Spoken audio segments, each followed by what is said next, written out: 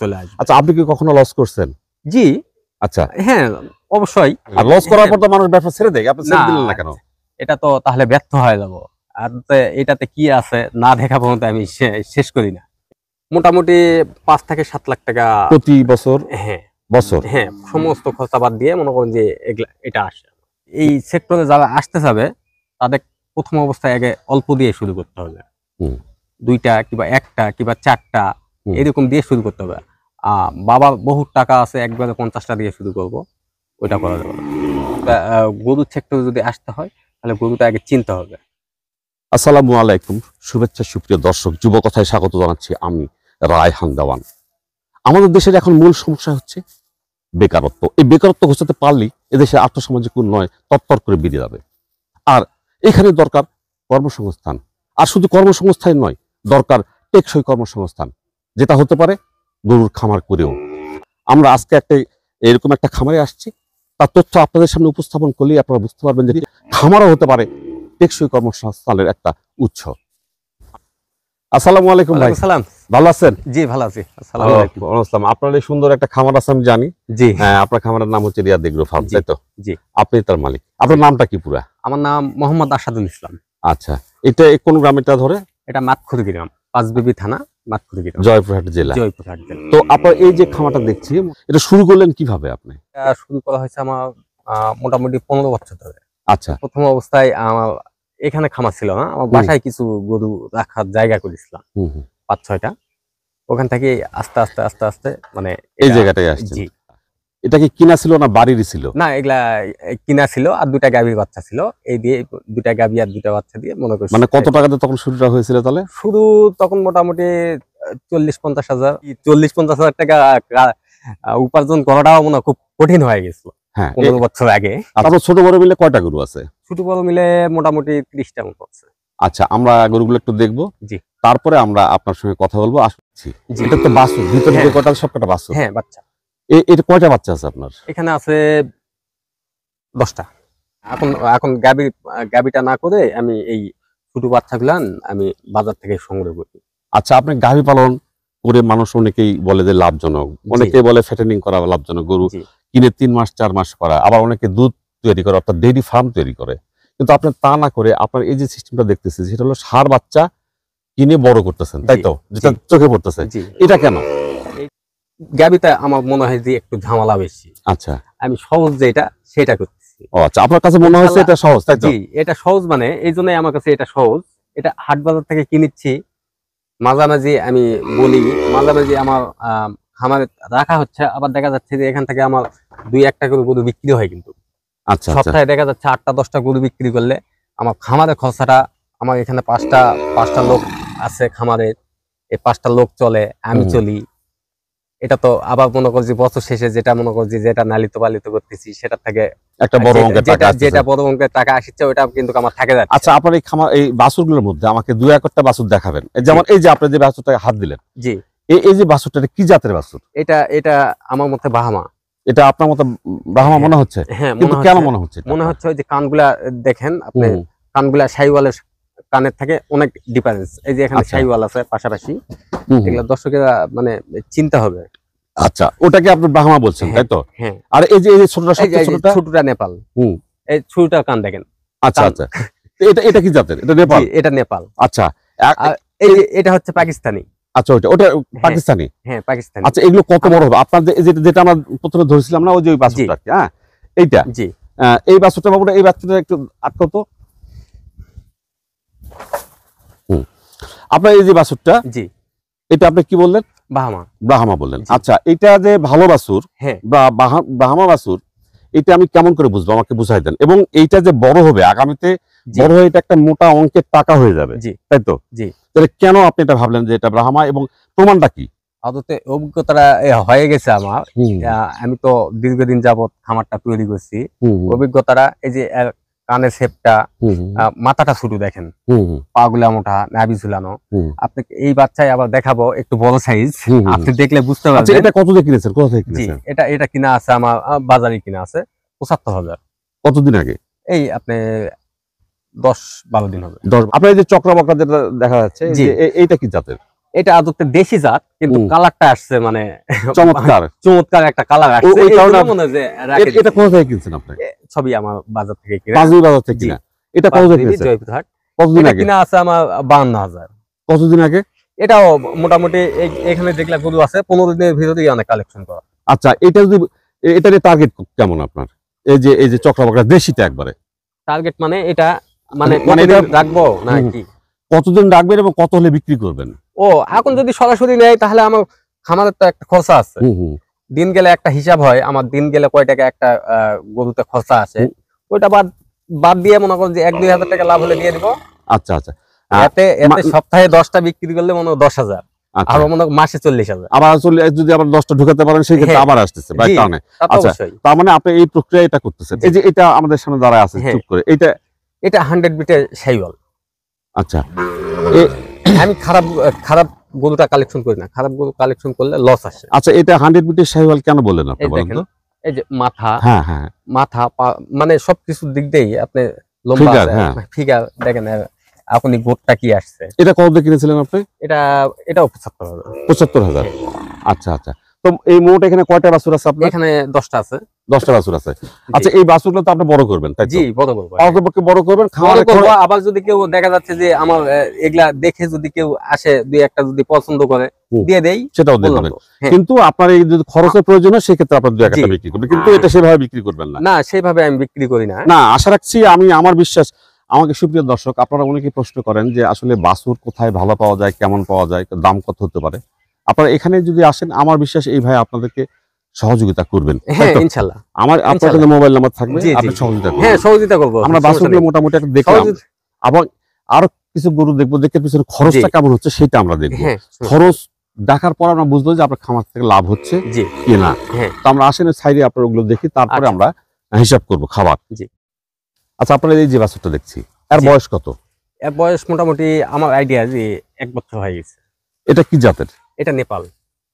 কতদিন আগে নেওয়া আপনার? এটা মোটামুটি 1.5 মাস হবে। 1.5 মাস। হ্যাঁ। আচ্ছা, এটা কেমন ওয়েট হবে, বড় হলে এটা আপনি কিভাবে হচ্ছে? এটা আমি আশা করতেছি আপনি 800 কেজি এরকম আসবে আর কি। এর দাম কেমন হবে? 800 কেজি গরুগুলো তো আপনি 4 লাখ 4.5 লাখ এরকম বিক্রি হয়। আর এটা এখন দাম বিক্রি করলে কত হবে? এখন বিক্রি করলে কত হবে? 95, 1 লাখ। আর আপনি কিনেছিলেন কত দিয়ে? আমি কিনছিলাম 70,000।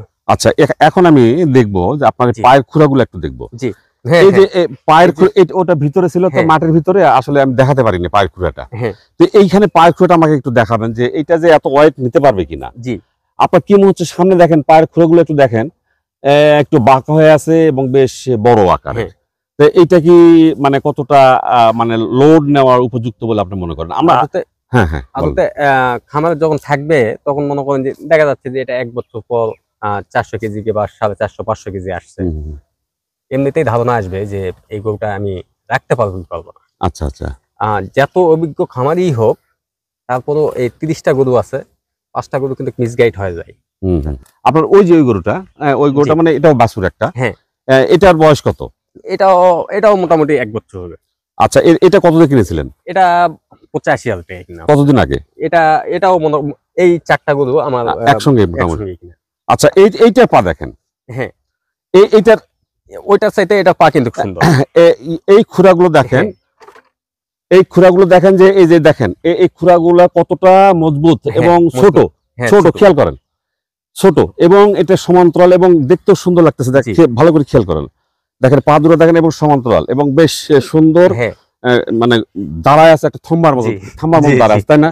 জি। তাহলে এই বাছুরটা আপনার লোড নিবে। হ্যাঁ, এটা কি জাতের বলে মনে করতেছেন আপনি? এটা শাইওয়াল। এটা শাহিওয়াল। 100% শাইওয়াল। এটা কি কি গুণ থাকার কারণে আপনি 100% বলছেন? এটা মাথাটা ছোট হবে, গলা ভাসলাটা অনেক ঝুলানো হবে, হুম হুম হুম। নাভিটা ঝুলানো হবে, আর পা গুলা খুব স্ট্রেট হবে। আর শিংটা? শিং ছোট হবে। তো আমরা এই যে এটাও দেখলাম। আচ্ছা, এই যে কালোটা দেখছি, এটা কি? হ্যাঁ, এটা বাভট। হ্যাঁ, বাভট। এটা বাভট মানে এটা কোথাকার, কোন দেশের? এটা কোন দেশের যেন, বাহিরকার দেশের আর কি। আচ্ছা, আপনি কোথা থেকে সংগ্রহ করলেন? আমাদের বাংলাদেশের সংগ্রহ। আদতে এখানকার গরুগুলা তো আপনি সব বাংলাদেশে হয় না, আচ্ছা, আমরা হাট থেকে কালেকশন করি। ওয়েট কেমন হয় এটা আপনি কেমন জানেন এই যাত্রা সম্পর্কে? আমি তো এই জাতটা সম্পর্কে, এই জাতটা আমি মোটামুটি নালিত পালিত করা নেই। আমি ইউটিউবে যেগুলা দেখি মোটামুটি অনেক ভালো হয়। ভালো হয় না? ফিজিয়াম গরু যেরকম হয়, আপনি 1200 কেজি 1300 কেজি ওইরকম একটা। আচ্ছা, এটা পায়ের খুঁড়াটা দেখেন, একবার যথেষ্ট, মানে এত হাই কোয়ালিটি, মানে এত হাই কোয়ালিটি খুঁড়া খুব কম দেখা যায় কিন্তু, খেয়াল করেন বিষয়টা? আমি পাই না বিধায় মনে করেন যে এর সম্পর্কে কিন্তু বলতে পারতেছি না, কিন্তু এমন একটা গেটআপের গরু।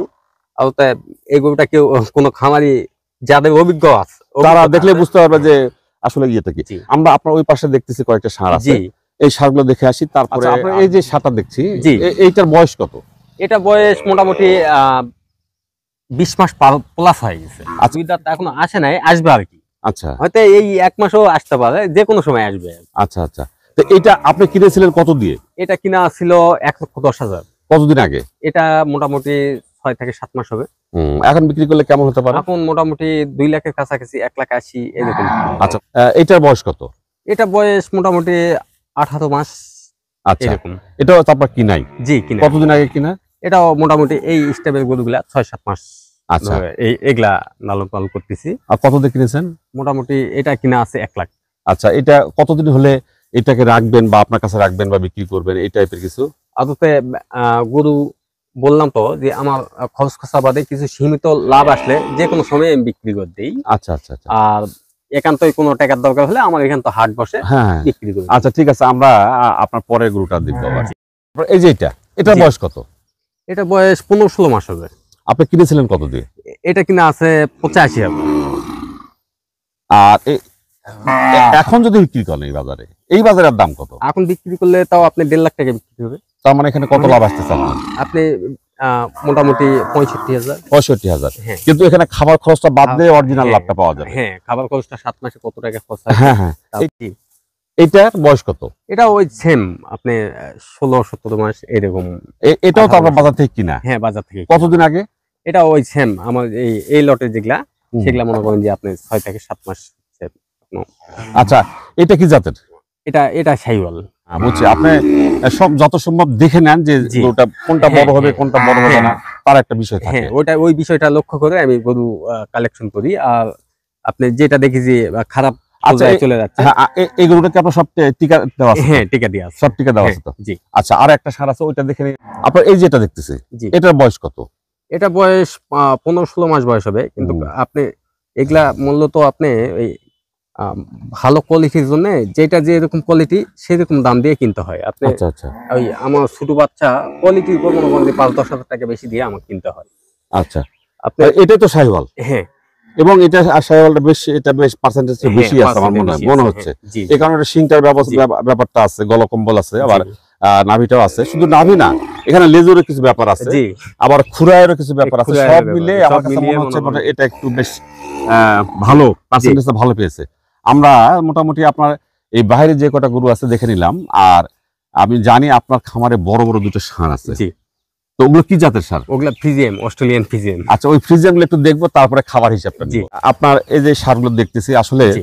আমার খুব ভালো লাগলো। জি। এই যে এখান থেকে কি কর্মসংস্থান সৃষ্টি হতে পারে না? জি, ইনশাআল্লাহ। আপনার এখানে কতজন অবশ্যই। কতজন চাকরি করেন আপনি? আমার এখানে মোটামুটি 5 জন আছে। যে একজনকে প্রতিষ্ঠিত খামারি হতে হলে তার কি কি গুণাগুণ থাকার দরকার? তার গুণাগুণ থাকতে হবে। সর্বপ্রথম আগে তার পরিশ্রমটা আগে বেশি বেশি করতে হবে। ওটাই মেইন। আপনি যেটাই করেন, আপনি শ্রম না দিতে পারলে ওটা কখনোই সম্ভব হবে না। আর সবসময় এই সেক্টরে যারা আসতে চাবে তাদের প্রথম অবস্থায় আগে অল্প দিয়ে শুরু করতে হবে। 2টা কিংবা 1টা কিংবা 4টা এরকম দিয়ে শুরু করতে হবে। বাবার বহুত টাকা আছে, একবারে 50টা দিয়ে শুরু করব, ওইটা করা যাবে না। এটা একটা যোগ্যতা। তার মানে আপনি বলতে চাচ্ছেন যে কঠোর শ্রম করার যে মানসিকতা, শ্রম করতে হবে। আর আগে প্রথম অবস্থায় আগে অল্প দিয়ে শুরু করলে ওনার নিজের থেকেই অভিজ্ঞতা চলে আসবে। আচ্ছা, আপনি কি কখনো লস করছেন? জি। আচ্ছা, হ্যাঁ, অবশ্যই। আচ্ছা, লস করার পর আবার কি ছেড়ে দিয়েছিলেন না আবার ধরেই আছেন? ওইটা হ্যাঁ, ধরেই আছি আমি। কেন ধরে থাকলেন না? লস করার পর তো মানুষ ব্যবসা ছেড়ে দেয়, আপনি ছেড়ে দিলেন না কেন? এটা তো তাহলে ব্যর্থ হয়ে যাব। আর এটাতে কি আছে না দেখা পর্যন্ত আমি শেষ করি না। সুপ্রিয় দর্শক, এই ফাঁকি বলে নেই, আসলে যে হেরে যায় আর হেরে যাওয়া থেকে সে নতুন করে স্বপ্ন দেখে উপরে ওঠার জন্য, ব্যর্থতা দিয়ে সে তার জীবনটাকে দেখতে চায় না, আসলে সে হয় উদ্যোক্তা। আর আমাদের ভাই, আপনার নামটা দেখতে আসাদুল ইসলাম। আসাদুল ইসলাম ভাই হচ্ছেন একজন উদ্যোক্তা। ওনার এই খামারে আরো 5 জনের কর্মসংস্থান হয়েছে, তাই তো? তো আমরা এই যে আমরা আপনার এই ষাঁড়টা দেখতেছি, জি, এটা কি জাতের ষাঁড়? এটা অস্ট্রেলিয়ান ফ্রিজিয়ান। আচ্ছা, আর বয়স কত? এর বয়স মোটামুটি 6 দাঁত হয়ে গেছে। আচ্ছা, এর উচ্চতাটা কত হবে? উচ্চতাটা আপনি 67-68 ইঞ্চি। আচ্ছা, আর এই পাশটা যদি এরকম করি তাহলে এই পাশটা আমি আপনি এক করিনি, কিন্তু আমার সবচেয়ে এগুলা না বুঝে, আমার যেহেতু স্কেল আছে, আমি এই স্কেলে ওয়েটটা করে মানে বোঝানোটা ভালো হয়। আচ্ছা, এই গরুটা কিছু গুণাগুণ দেখবো। এই যে গরুটা এত বড় হলো, জি, তার পিছনে তো কারণ আছে। সব গরু তো এত বড় হবে না। না, সব গরু এত বড়। আচ্ছা, এই বড় হওয়ার পিছনে আমি পূর্বেই বলেছি যে আসলে খুরা একটা দরকার। জি, আগে পাটা দরকার। তো এই যে পাটা দেখেন, পাটা একটু দেখাবেন আপনারা। এত ওয়েট আসছে আপনি এই যে পাটা, সুপ্রিয় দর্শক, আপনারা এই সারটার একটু পাটা দেখবেন একটু ভালো করে, তাহলে বুঝতে পারবেন যে আসলে যারা নতুন খামার করতে চান তারা এই পাটা দেখুন। যারা বাছুর কিনবেন, বাছুর কিনে একসময় বড় করে সারটাকে বড় করতে চান, সেই সারটার পাটা তাহলে কেমন হবে, সেই বাছুরটার পাটা কেমন হবে, আপনারা সেই জিনিসটা লক্ষ্য করুন।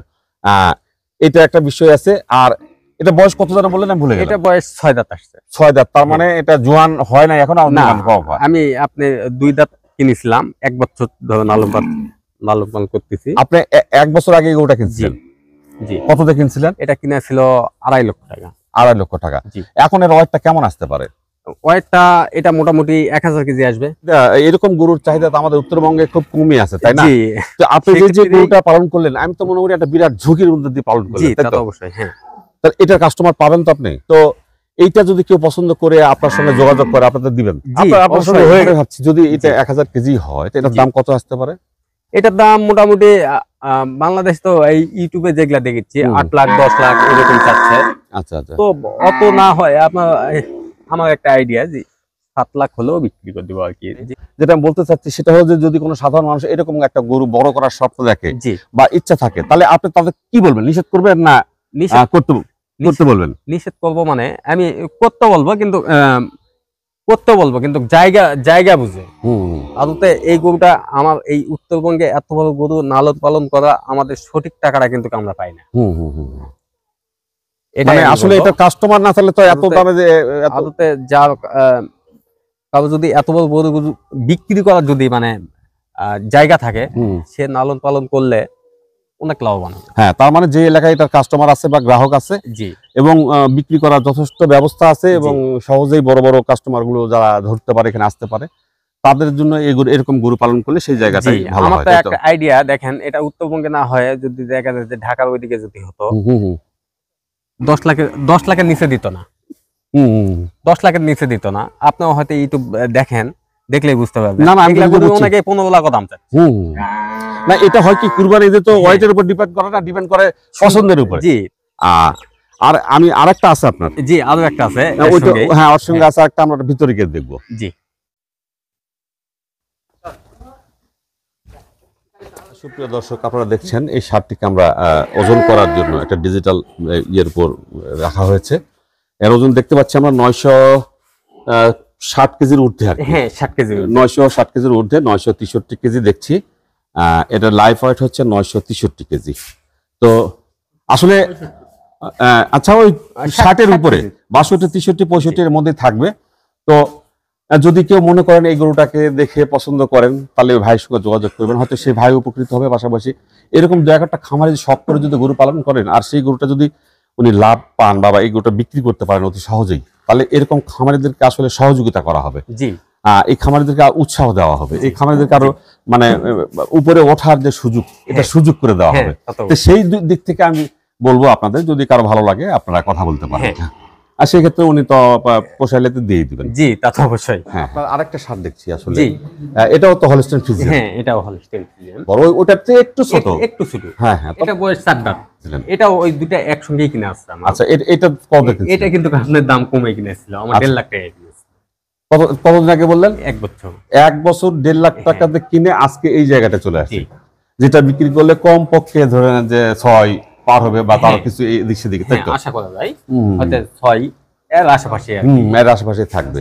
তো এখন আপনার এই যে সাতটা, এই সাতটা, সুপ্রিয় দর্শক, এই সাতটার আমরা একটা পাটা দেখতে চাই, এই সাতটা শিংটা দেখতে চাই, মাথাটা দেখতে চাই। মাথাটা কিন্তু গরুর তুলনায় একটু ছোট।